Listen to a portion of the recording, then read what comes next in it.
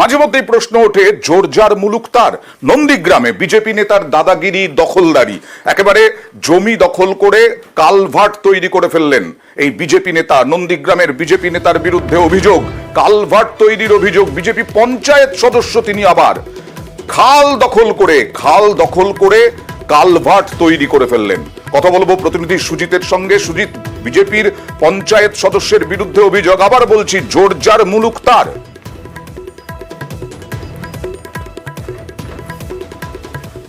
নন্দীগ্রামে সেটাই কিন্তু বলছেন রাজনৈতিক দল যারা শাসক রাজ্যের তৃণমূল। এবং সেটা কেন বলছেন না, স্থানীয় মানুষজন অভিযোগ জানাচ্ছেন এবং লিখিত আকারে ব্লক প্রশাসনের কাছে জমা করেছেন। কি বিষয় না, যেখানে নিকাশি ব্যবস্থা ভালো যাতে হয় দেখার দায়িত্ব যাদের, সেই পঞ্চায়েত প্রতিনিধি তিনি কিনা অভিযুক্ত। কি কারণে অভিযুক্ত না, নিকাশি নালা বন্ধ করে মাটি ফেলে দেওয়াল তুলে ক্যালভার্ট তৈরি করে নিচ্ছে। এবং কিভাবে এটা করলো না, একেবারে তোমার কথা ধরে বলতে পারি হয় যে জোর যার মুলুক তার। এবং সেটা দেখা যাচ্ছে নন্দীগ্রামে এবং ভেকুটিয়া সেই অঞ্চলে দেখা গেল বিজেপির পঞ্চায়েত সদস্য। কিন্তু বিজেপির পঞ্চায়েত সদস্য তিনি তো বলছেন যে জনগণের স্বার্থে তিনি করেছেন, তিনি একেবারে বিজেপি করেন বলে এই অভিযোগ করা হচ্ছে। দেখুন, আমি যে বলটি করেছি ওটা ক্যালভার্টটা হয়েছে, ওটা হচ্ছে 2.5 ফুট চওড়া এবং 9 ফুট লম্বা। তো জল নিকাশির কোনো অসুবিধা নেই। আমি আমার নিজের স্বার্থের জন্য নয়, জনগণের স্বার্থের জন্য এই জল নিকাশির ব্যবস্থা করেছি। তো আমি একজন মেম্বার বলে বিরোধী পক্ষরা আমাকে নিন্দাভাবে এইভাবে কটাক্ষ করছেন, এটা তো ঠিক নয়। সরকারি ড্রেনগুলিতে বড় বড় বিল্ডিং বানাচ্ছে, দোকান হচ্ছে, পুকুর বানিয়ে নিয়েছে, সেদিকে নজর দিক না। একেবারেই রাজনৈতিক স্বার্থ চরিতার্থ করার জন্য তার বিরুদ্ধে অভিযোগ আনা হচ্ছে। সুজিত, কি বলবে? কি মানে তাহলে উনি বলছেন যে উনি জনপ্রতিনিধি, উনি সাধারণ মানুষের নিকাশি ব্যবস্থা বা যাতে ঠিক হয় সেই জন্যই কালভার্টটা তৈরি করেছেন।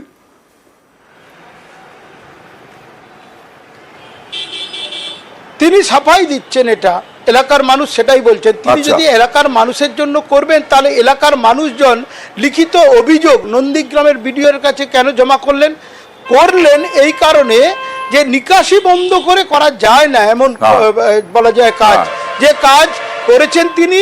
ভরা বর্ষা এখনো আসেনি, উত্তরবঙ্গের যে বৃষ্টির ছবি যদি উনি দেখতেন, দক্ষিণবঙ্গে যদি তার কিছু ব্যবস্থা নেওয়া হবে এখনো পর্যন্ত আশ্বাস, এবং সেই জন্য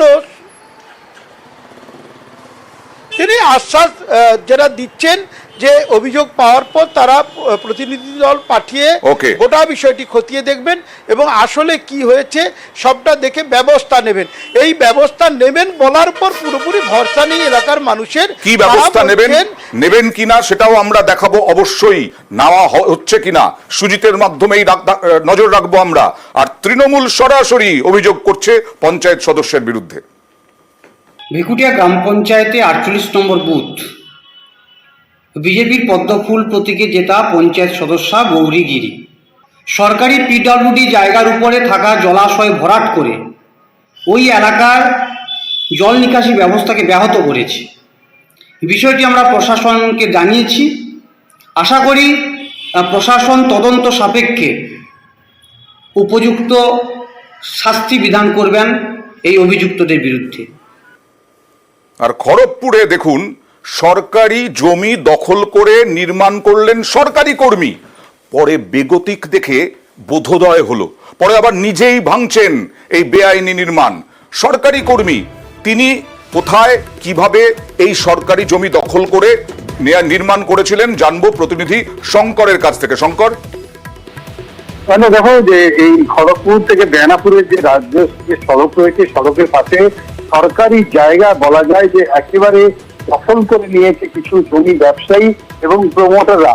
এই অভিযোগ যখন তদন্তে নামে ভূমি দপ্তর, তখন দেখা যায় যে একেবারে সরকারি দপ্তরের এক নির্মাণ সহায়ক নিজেই সেখানে একতলা তুলে সেখানে বিল্ডিং তুলছে। এরপরে যখন তাদের কাছে খবর পৌঁছায় তাকে দেখে একেবারে নোটিশ দিয়ে যায় যে 7 দিনের মাথায় ভেঙে দিতে হবে, অতএব না হলে কিন্তু সরকারের তরফ থেকে ভেঙে দেওয়া হবে। মানে এই সরকারি কর্মী তিনি কি কোনো প্রভাবশালী? কিভাবে হঠাৎ করে এরকম ভাবে সাহস হলো একটা নির্মাণ করে ফেললেন সরকারি জমির ওপরে?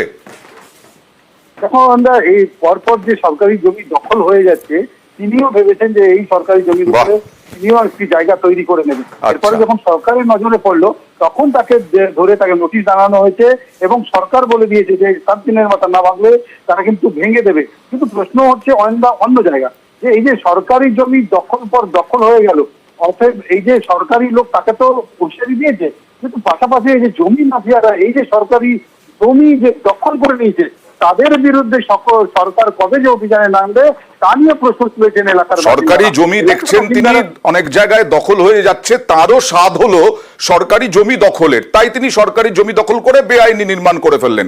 এসডিও কি বলছেন দেখুন।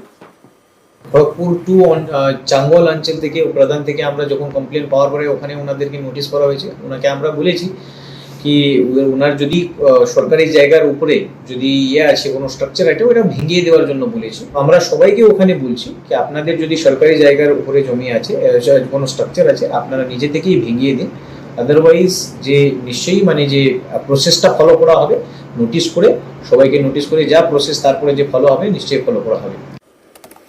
এবার চাপড়ায় চলে যাব। চাপড়ায় পঞ্চায়েতের বিরুদ্ধেই আর্থিক তছরূপের অভিযোগ। চাপড়ার মহৎপুর পঞ্চায়েতের বিরুদ্ধে আর্থিক তছরূপের অভিযোগ। স্থানীয় বাসিন্দারা কি বলছেন, কি আর্থিক তছরূপ, কি তাদের অভিযোগ দেখি। জামডাঙ্গা গড়িবাড়িতে 5টা রাস্তা মেরামতির জন্য নির্দিষ্ট হয় এবং আনুমানিক 5 লক্ষ টাকা মতন এতে বরাদ্দ ছিল, কিন্তু কোনো কাজ হয়নি। রাস্তা যেমন তেমন পড়ে আছে। আমাদের অনুমান যে মহৎপুর গ্রাম পঞ্চায়েত কর্তৃপক্ষ এই টাকাটা আত্মসাৎ করেছে।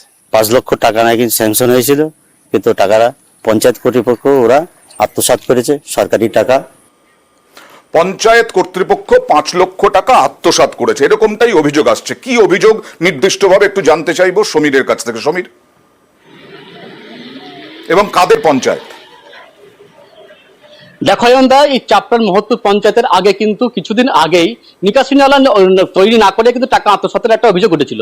আবারও যেটা অভিযোগ সামনে আসছে সেটা হচ্ছে এই মহৎপুর পঞ্চায়েতের জামরাডাঙ্গা এবং গরুইমালি দুটো গ্রামে 5টি রাস্তা মেরামতি এবং সংস্কারের জন্য কিন্তু 5 লক্ষ টাকা বরাদ্দ করা হয় এবং বরাদ্দ করা হয় 2023-24 অর্থবর্ষে পঞ্চদশ অর্থ কমিশনের টাকা, এবং 2023 সালের শেষের দিকে কিন্তু এই রাস্তাটা সংস্কার করার কথা এবং ফেব্রুয়ারি মাসে এই টাকা কিন্তু ইতিমধ্যেই ঠিকাদার সংস্থাকে পেমেন্ট করা হয়ে গিয়েছে। কিন্তু স্থানীয়দের অভিযোগ যে 5টি রাস্তার জন্য পেমেন্ট ইতিমধ্যে ঠিকাদারকে করা হয়ে গিয়েছে, সেই রাস্তা কিন্তু বিন্দুমাত্র কাজ করা হয়নি এবং একের মধ্যে কাদার মধ্যে দিয়ে হাঁটতে হয়েছে।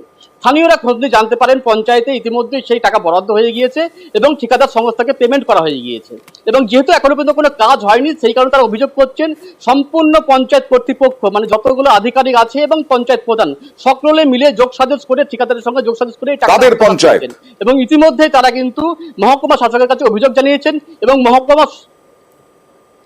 মহকুমার শাসক কিন্তু ইতিমধ্যে তদন্ত নির্দেশ দিয়েছে। অয়নদা, কোন দলের পঞ্চায়েত সমীর?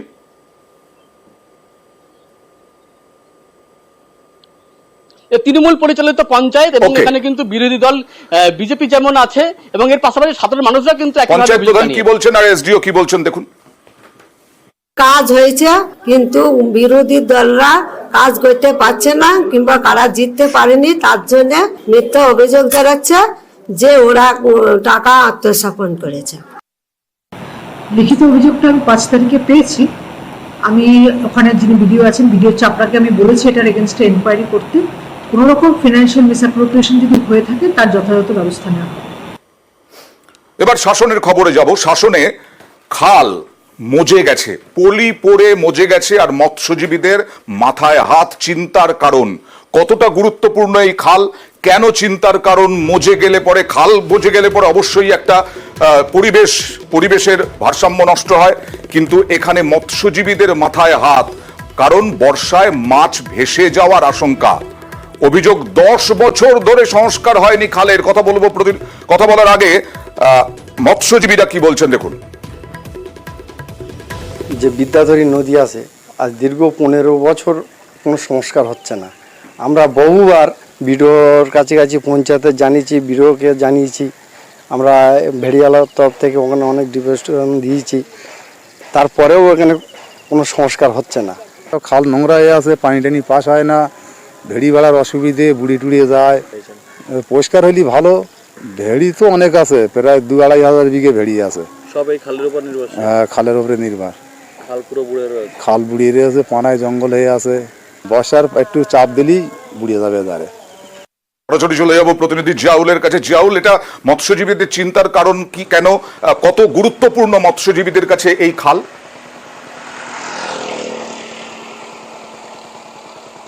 দেখো, খুবই গুরুত্বপূর্ণ, তার কারণ এই বিদ্যাধরীর থেকে একেবারে ছোট খাল বড় খাল নামে পরিচিত, সেখান থেকে এই খাল থেকেই জল এসে এবং প্রায় না হলেও প্রায় বিঘা কয়েক হাজার, অর্থাৎ প্রায় 4,000-5,000 বিঘা জমি এখানে চাষ হয়। কিন্তু সেই চাষ, অর্থাৎ এই ক্যানেল দিয়ে জল আসে, সেখান থেকে জোয়ার ভাটায়, অর্থাৎ এই যে ভেড়িগুলো হয় সেই ভেড়িতে জল ওঠে, কিন্তু বছর দশেক ধরে সেই জল জোয়ার ভাটা খেলছে না, সেই জল আর আসছে না। ফলে মৎস্যজীবীদের মাথায় হাত এই কারণেই, অর্থাৎ পুরোটাই ক্যানেলটাই বুঝে গেছে, অন্যদিকে কচুরিপানা ঢেকে গেছে। বারংবার প্রশাসনের দ্বারস্থ হচ্ছেন, প্রশাসন বারংবার বলছে যে ক্যানেল পরিষ্কার হবে, কিন্তু আর কখনোই পরিষ্কার হয়নি। এবারেও যেহেতু সামনে বর্ষার মরশুম, ফলে তার চিন্তার ভাস, তার কারণ বছর তিনেক আগেও এখানে ব্যাপক বর্ষা হয়েছিল এবং পুরোটাই জলমগ্ন হয়েছিল, কোটি কোটি টাকার মাছ কিন্তু জলে ভেসে গেছিল। তখন থেকেই এলাকার মৎস্যচাষীদের একটাই দাবি করে আসছিল যে ক্যানেল পরিষ্কার হোক, তাহলে জোয়ার ভাটা খেলবে, তাহলেই এই ভেড়ি মৎস্যচাষীদের কিন্তু তাদের একটা লাভবান হবে।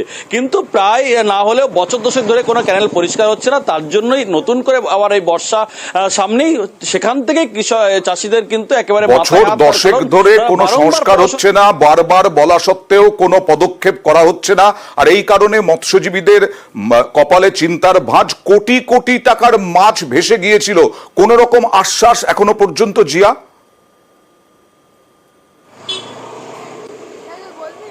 দেখো, এখনো পর্যন্ত আশ্বাস বলতে লোকাল প্রশাসন, অর্থাৎ বারাসাত 2 নম্বর ব্লকের বিডিও স্পষ্ট দাবি যে এটি তার অধীনে নয়, অর্থাৎ এটি একেবারে ইরিগেশন দপ্তরের, তারাই এটা করবেন। কিন্তু তিনিও এটা নিয়ে বিভিন্ন সময় পরিদর্শন করেছেন এবং তার স্পষ্ট দাবি তিনি দ্রুত এই ইরিগেশন দপ্তরের আধিকারিকদের সঙ্গে কথা বলবেন এবং দ্রুত যাতে এই ক্যানেল পরিষ্কার হয় সেটা তিনি দ্রুত চেষ্টা করবেন, এমনটা আমরাও চাই। দ্রুত সংস্কার হোক খালের, কারণ মৎস্যজীবীরা যাতে নিজেরা নিজেদের মতো করে অন্তত মাছ চাষ করতে পারেন। আর ভেড়ি ব্যবসায়ী তারাও তো চিন্তায় রয়েছেন, কি বলছেন তারা দেখুন। 1 নম্বর খাল সংস্কারটা হলে জোয়ার ভাটাটা খেললে, জোয়ারটা যেরকম আমরা পাবো, পানির জন্য পানির ব্যবসা, পানি এই এখন এই ভেড়িতে এতটা পানি থাকা দরকার, সেখানে হয়েছে মাত্র 1 ফুট 1.5 ফুট পানি। এতে কি মাছ চাষ হয় নাকি? সমস্ত ভেনামি ফেলেছিল, 20 লাখ ভেনামি ফেলেছিলাম। 20 লাখ ভেনামি গরমেতে পানি না থাকার কারণে সমস্ত 6 লক্ষ টাকার মাছ সব শেষ হয়ে গেল। 6 লক্ষ টাকাটা বড় কথা, এখন আমার 12 লাখ টাকা খাজনা দিতে হবে শ্রাবণ মাসের 15 তারিখে। এই 12 লক্ষ টাকাটাই কথা দেবো। ওই মাছ ফেলেছিলাম উপরে ভরসা করে যে মাছ দেবে নিশ্চয়ই, মাছও সব কিছু হয়েছে, কিন্তু গরমে সব মাছ শেষ হয়ে গেল, পানি নেই, পুরো শেষ হয়ে গেল। ভিডিও কি বলছেন দেখা যাক। বড় খাল ছোট খাল যেটা আছে সেটা এখানকার মাছ চাষিদের ক্ষেত্রে লাইফ লাইন, তার কিন্তু এটা খানিকটা মজে গেছে, এটাও ঘটনা। এবং এটা আমি যেটুকু শুনেছি সেটা আনঅফিসিয়ালি, সেটা লোকাল মাছ চাষিরা অনেক সময় বলে, তো রিটার্ন এখনও সেরকম কিছু পাইনি। এটা আমরা ইরিগেশনের সাথে টেক আপ করছি, কারণ হচ্ছে এটা এর মধ্যে টেকনিক্যাল ইস্যুস আছে, যেহেতু বড় খাল এবং ছোট খাল এই দুটো ওনারাই এগুলো কাজগুলো করেন, তো যাতে করে এটা তার আগে কোনো একটা অ্যাকশন নেওয়া যায় এটা আমরা দেখছি। জেসিবি শুধু চোপড়ায় নয়, আরও আছে আরিয়াদহে ত্রাস জয়ন্ত সিং, তার কীর্তির বিভিন্ন ভিডিও ভাইরাল, দেখাবো।